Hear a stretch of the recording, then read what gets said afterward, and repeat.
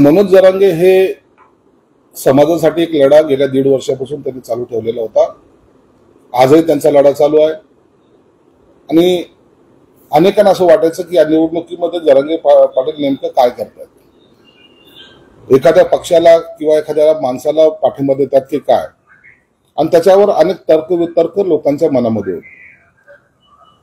काही लोकांची मजल तर इथपर्यंत गेली होती हे याला मॅनेज झाले का त्याला मॅनेज झाले, परंतु त्यांनी ठाम भूमिका आज त्यांनी स्पष्ट केली। त्यांनी स्पष्टपणे सांगितलं की हा समाजासाठी असलेला लढा आहे।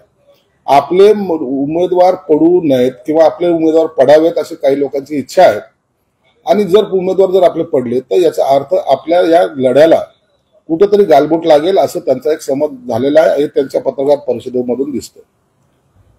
कुणाच्या तरी फायद्यासाठी समाज वेठीस धरू नये ही त्यांची भूमिका सर्व अर्थानं रास्त भूमिका आहे। कशासाठी करायचा हा लढा? त्यांच्यासाठी आहे का, त्यांच्या राजकारणासाठी आहे का? तर नाही, हा समाजासाठी आहे। ही इतकी चांगली भूमिका त्यांची आहे।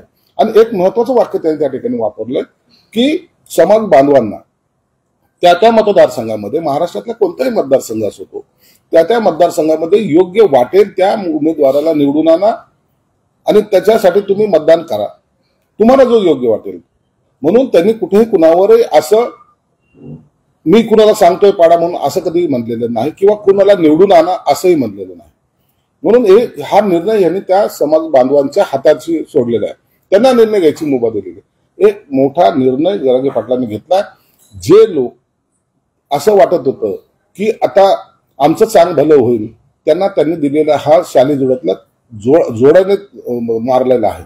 आणि म्हणून आता ही जी निवडणूक होणार आहे या निवडणुकीमध्ये खऱ्या अर्थानं जे लोकसभेला झालं, लोकसभेला काय झालं तर काही निगेटिव्ह पसरवले गेले, राज्यघटना बदलणार, मुस्लिमांचं हे होणार आणि आपल्याला हे सरकार पाडायचं अशा या आविर्भावात काही आघाडीच्या नेत्याने केलं होतं।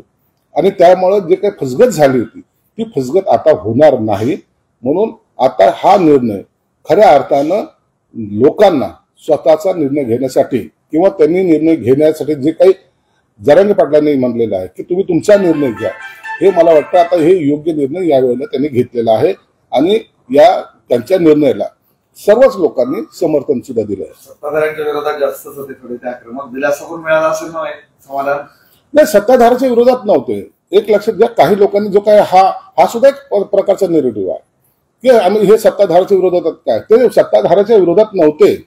त्यांनी फक्त एवढंच सांगितलं की आम्हाला आरक्षण जो देईल तो आमचा, आणि त्याच्यातल्या अनेक पावलं पुढं हे महायुतीचं सरकार गेलेलं होतं, सरकार गेलेलं आहे सुद्धा।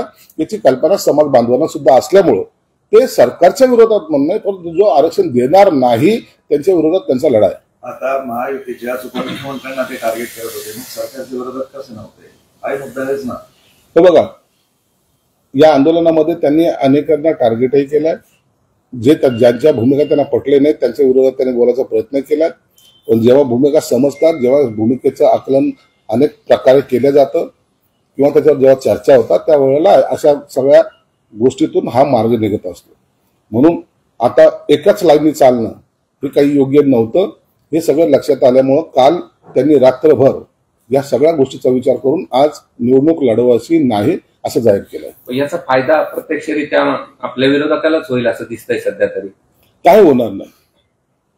तुम्ही जे पाहिलं तर त्याचे कार्यकर्ते सुद्धा म्हणत होते गेल्या वेळेला जी काही आम्ही चूक केली ती आता आम्हाला भरून काढायची।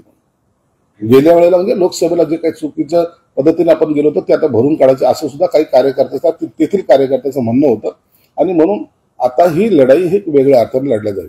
लोकसभा पॅटर्न जर त्यांनी पुन्हा वापरला तर याचा फटका महायुतीलाच बसेल, कारण मराठवाड्यात 8 पैकी 7 जागा आल्या होत्या, तसंच पुन्हा होऊ शकतं। तसा पॅटर्न वापरणार नाही, कारण की ती झालेली काही अंशी नेरेटिव्ह पसरवण्याची जी चूक झाली होती महाविकास आघाडीने केली होती, लोकांचा संभ्रम निर्माण महाविकास आघाडीने केला होता आणि त्याच्यामुळं हा मराठवाड्यामध्ये निश्चित आम्हाला फटका बसला होता। परंतु आता तो संभ्रम मुस्लिम असो, दलित असो, मराठा समाज असो व इतर समाज असो त्यांना त्याची जाणीव झालेली आणि ती फसगत आता ह्या विधानसभेला होणार नाही।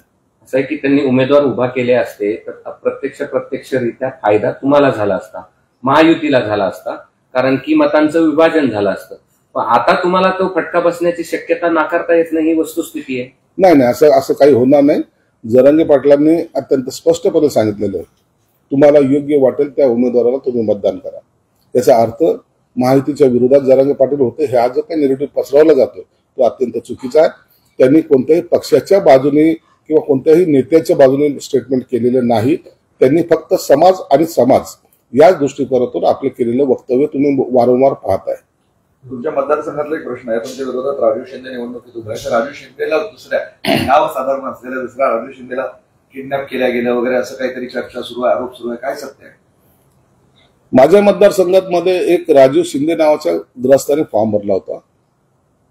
फॉर्म भरल्यानंतर तो शिर्डीला दर्शनाला गेला होता, परंतु काही गुंडांनी जवळपास 3 गाड्यांनी त्यांना तिथून घेरलं, गाडीत बसवलं, वेगवेगळ्या गाड्या बदलवल्या आणि काल रात्रीला नारेगाव सारख्या ठिकाणी त्याला डांबून ठेवण्यात आलं होतं.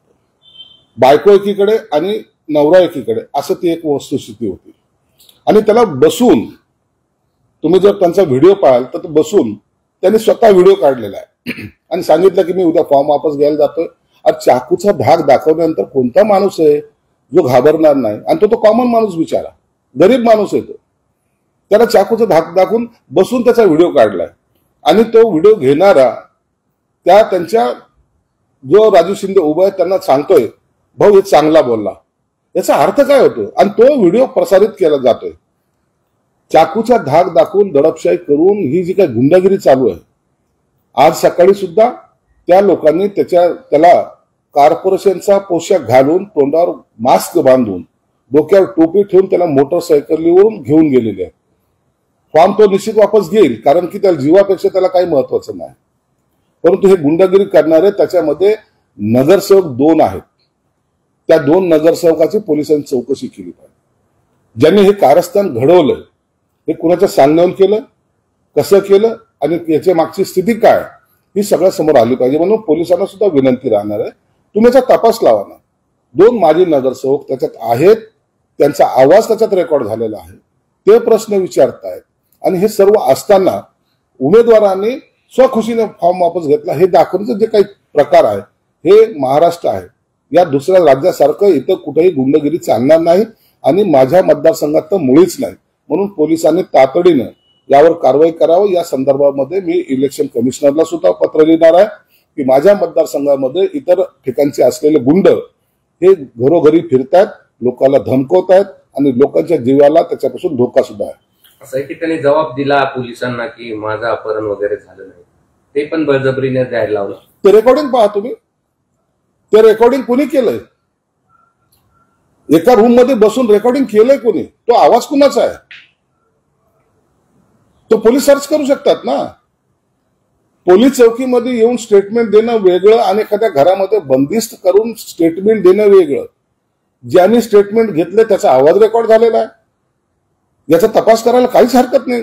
हे कुणी घेतलं स्टेटमेंट, कोणत्या ठिकाणी घेतलं, का बोललं ते बोलले गेलं तिथं, आणि भाऊ चांगला बोलला हा सगळा जो प्रकार आहे ते आपल्याला कळतं की ह्या माणसाला अपहरण करून तिथं बसवलंय आणि त्याच्याकडून ते वधवून घेतलं गेलेलं.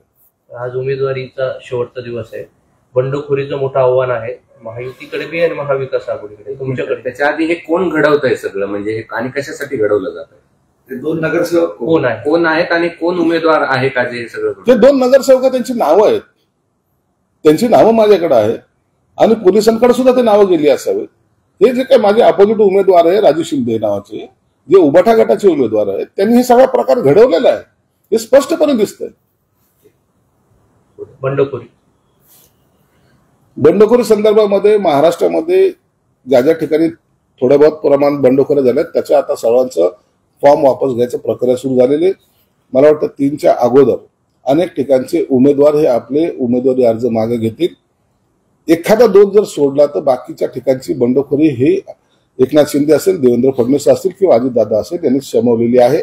आणि आताही काही लोकांची बोलणी करून ते सुद्धा त्यांचा फॉर्म विड्रॉ करायला तयार आहेत. प्रश्न आहे की सदा सरवणकर माघार घेणार का बंडखोरी? सध्या तरी सदा सरवणकर माघार घेणार नाही.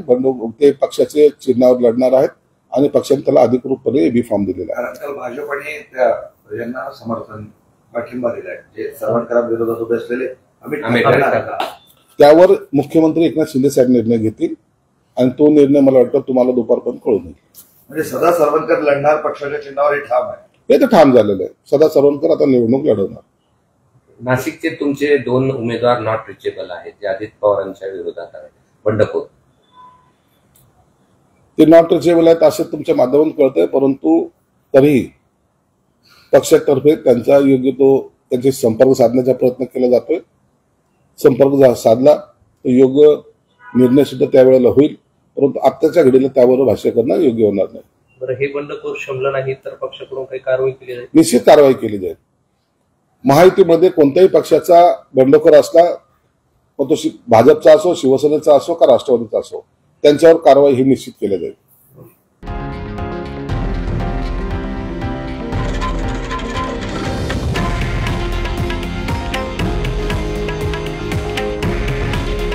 हे आहे देशातील नंबर 1 न्यूज नेटवर्क आणि आपण पाहत आहात TV9 मराठी. काळजी तुमची, हित महाराष्ट्राचं.